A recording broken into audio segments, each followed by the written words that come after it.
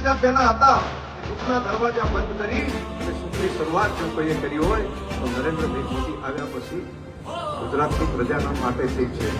હું તમને યાદ એટલા માટે કરાવું છું કે આવા દિવસો તમે મેં બધાએ જોયા. 36 કોમ માટે સારવારની વ્યવસ્થા કરી, 36 કોમ માટે ભણવાની વ્યવસ્થા કરી, 36 કોમ માટે શિક્ષણ અને સિંચાઈની વ્યવસ્થા પણ કરવાની.